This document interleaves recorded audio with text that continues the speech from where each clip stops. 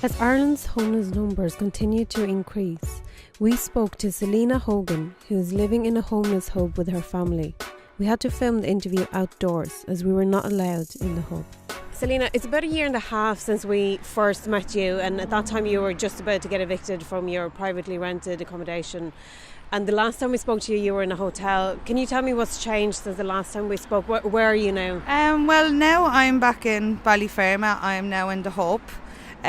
Moved there. I'm nearly there a year now. I'll be a year there now in January.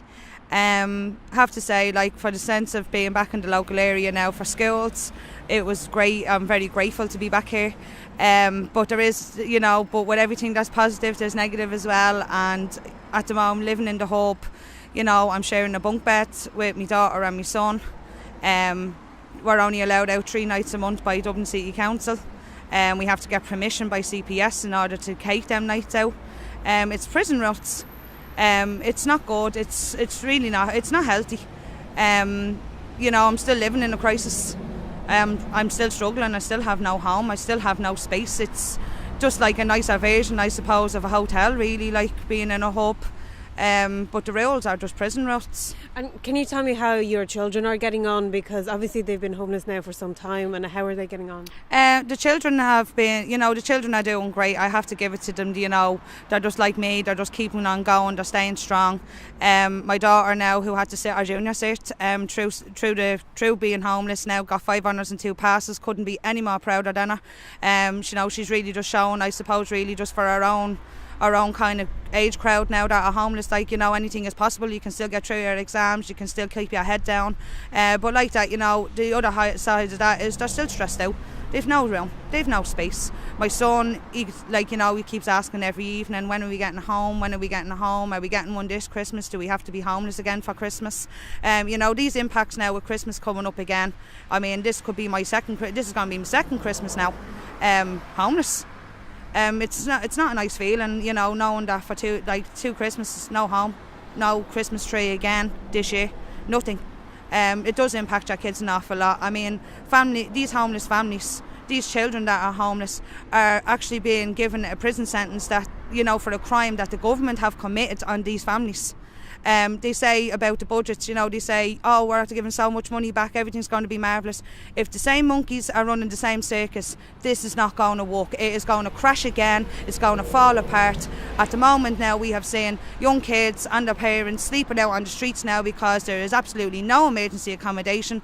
During the summer, we had a woman, 7 children. Garda station was an option. This is out of control. They need to be gone. They need to get out. I mean, people now need to take to these streets. 100,000 people took to the streets for water charges. 100,000 more need to take to the streets for homelessness. This needs to stop.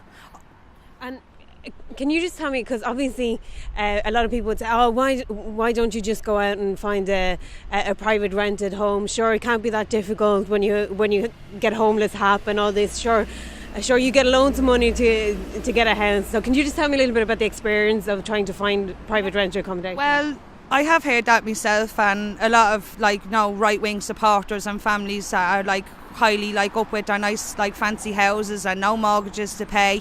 Well, for our side, it's not just people who are low income families now, it's people with mortgages who are becoming homeless because they can't pay the arrears.